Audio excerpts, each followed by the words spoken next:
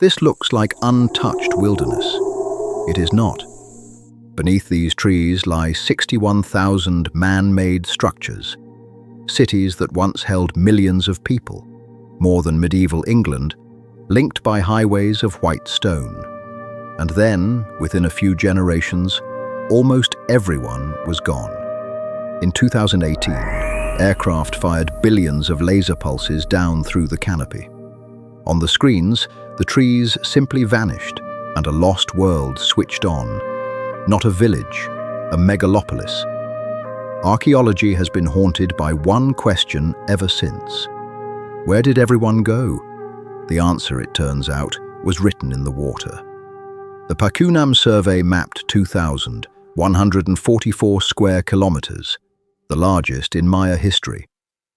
And it found engineering, raised causeways binding city to city, fortresses, war walls, terraced fields, canals, not scattered ruins, a connected civilization planned at scale. The numbers rewrote the textbooks. 7 to 11 million people packed these lowlands, as densely as ancient Greece, as medieval England.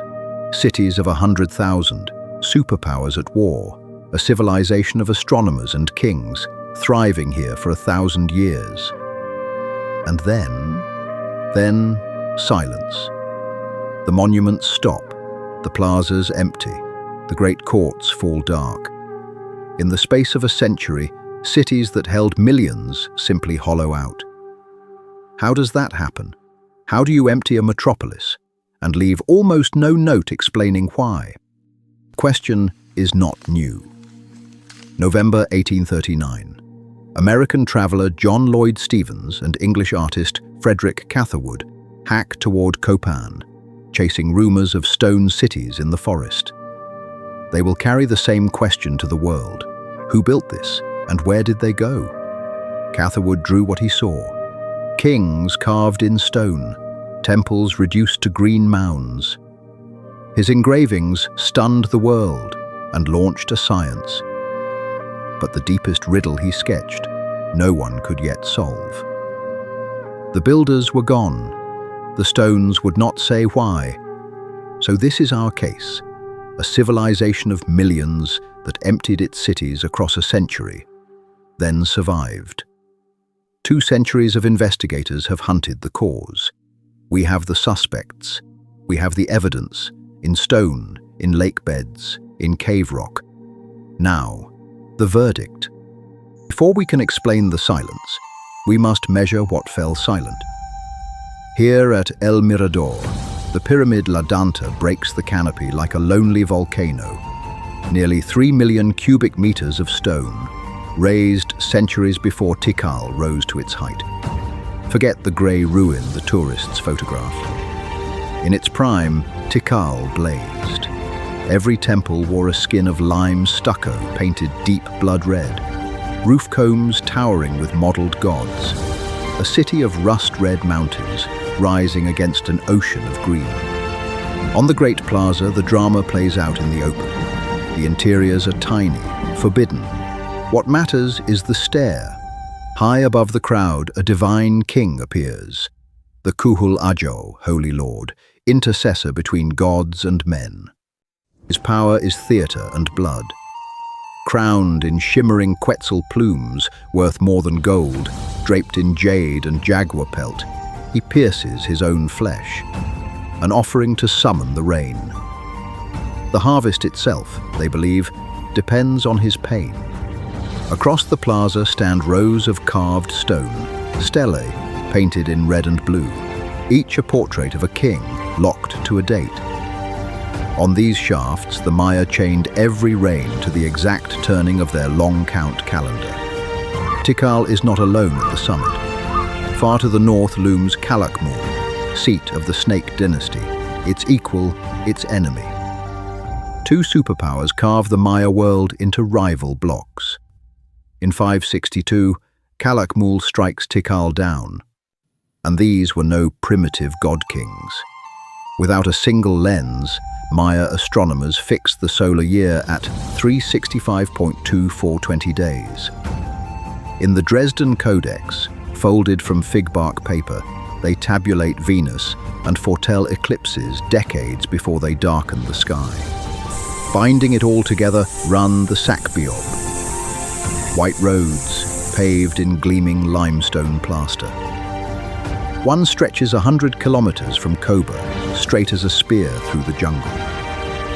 Not scattered villages, but a wired, interconnected state. Survival here meant mastering water. Tikal's paved plazas fed canals into vast reservoirs, one holding 58 million liters, filtered through zeolite sand, the oldest known water purification system of its kind on Earth. An engineered lifeline against the dry season. LiDAR now strips the forest bare, revealing 60,000 structures, a hidden megalopolis of as many as 11 million souls.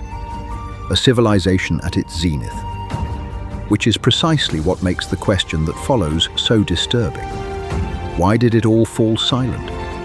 For 6 centuries, the Maya were obsessive timekeepers, cutting the exact date into stone across their cities. That obsession becomes our evidence. Count the dated monuments year by year, and we can watch the silence fall. The clock stops first in the west. At Palenque, Piedras Negras, Yaxchilan, the last dates fall around 795 to 810. Then nothing. Here a carving sits unfinished, the sentence in stone broken off mid-word. Copan carves its last dated stela in 822. The divine lords still stride from the stone in near-living relief, painted red, magnificent. But the crowds that once faced them are thinning, and no successor will raise another. Tikal, superpower of the lowlands, home to tens of thousands, cuts its final dated monument in 869. The reservoirs that watered it, the courts that ruled it, the plazas that roared, all going quiet. The great engine simply stops. Then, on the 15th of January 909, at Tonina, someone cuts one last long count date. The final one. Ever. After nearly 1,000 years, the Maya calendar in stone falls silent. The count of days is abandoned. This was no single night of fire. City by city, west to east, over a full century, the courts empty and the fields fall quiet. Across the central lowlands, as much as 90% of the people are gone. A catastrophe in slow motion. We have our crime scene, a civilization that recorded its own death, date by date, in stone. 100-year unraveling that rolled across the land. The evidence is here in the silence. Now the only question left. Who or what did this? 4 suspects stand in the lineup. Drought, war, a land stripped bare, a failing king. Each is accused of murdering a civilization. Now we interrogate them one by one. What does each explain, and what can none of them account for? Suspect 1, the megadrought, our physical smoking gun. Here, in gypsum from Lake Chichancanab, chemists read the water itself. Their verdict: rainfall collapsed by 41 to 54%, and at the worst peaks, 70% simply vanished. Suspect 1 has a witness. This stalagmite in Guatemalan cave grew for 2,000 years, keeping a rainfall diary in stone. It records the wet centuries that built the cities, and then, from around 660, the slow strangling drought that tore them apart. The stalagmite story is chilling. A wet age raises populations and builds cities. Then, as the rains fail across 3 centuries, the record shifts, escalating warfare and the political shattering of the polities into feuding fragments. Climate and chaos move in lockstep. But here is the twist that complicates the case. This was not one drought. It was a series of blows, discrete dry spells spread from 770 to 1100, separated by intervals when the rains returned. An episodic killer, striking again and again. Suspect 2, endemic warfare. From around 760, the evidence is unmistakable. Cities begin to armor themselves. In the Patex Batoon, archaeologists find massive walls, wooden palisades, moats and baffled gateways thrown up in haste. This was a landscape bracing for attack. Dos Pilas tells the story in stone. Around 761, besieged after a vassal rebelled and killed its ruler, the people ripped the facades from their own temples and palaces. Sacred monuments cannibalized to raise two desperate rings of wall. Faith gave way to fear. The dynasty fled to Aguateca, a fortress ringed by cliffs. It bought them time, not survival. Despite every wall, every palisade, all the Patex Batoon centers stood empty by the early 9th century. War was here. But was war the murderer, or only a symptom? Suspect 3. Overpopulation and the stripping of the land. LiDAR now reveals 7 to 11 million people packed into these lowlands, a density rivaling medieval England. Millions of mouths meant millions of cleared acres, forests felled, hillsides bleeding their soil into the rivers. Climate modeling delivers a subtle verdict. Land clearing did not start the drought, but it deepened it. Strip the forest, and the rains fall as much as 15% less in the north. Nature loaded the gun. The Maya, unknowingly, may have helped pull the trigger. But Suspect 3 has an alibi. At Copan, a pollen study argues the opposite. Rising tree pollen suggests the Maya were managing their forests, not destroying them. The case for self-inflicted collapse is genuinely contested. This murder weapon may have been planted. Suspect 4 is not a force of nature. It is an idea. The Kuhul Ajau, the divine lord, held power on one sacred promise, that through his blood and ritual, he could summon the rain and feed his people. His legitimacy hung on the sky. When the rains failed, and failed again, and the harvests died, the god-king failed with them. The promise broke. Faith in the dynasties shattered, the polities balkanized, courts emptied. And the carving of monuments, the very heartbeat of classic civilization, simply stopped. 4 suspects, 4 alibis. The drought was episodic, not total. War ravaged the south but spared the growing north. Deforestation is disputed. The god-kings fell, but only because the others struck first. The truth is colder. None of them acted alone. So who killed the classic Maya? After weighing every suspect, the verdict is unsettling. There was no single killer. No lone catastrophe emptied these courts. What the evidence describes instead is a cascade, one failure feeding the next. Start with the pressure. 7 to 11 million people crowded these lowlands, Greece-level density. Intensive farming stripped the forest and thinned the soil. Modeling shows clearing did not cause drought, but it amplified it, draining the land's every reserve. Then the trigger struck an ecosystem with no slack left. Isotopes in Yucatan Lake gypsum quantify it. Rainfall down 41 to 54%, peaks near 70. And it came not once, but in episodic waves. Drought, reprieve, drought again. Failed harvests sharpened the knives. From around 760, the Patex Batoon centers ringed themselves in walls, moats and palisades. At Dos Pilas, residents ripped facades from their own temples to raise defenses.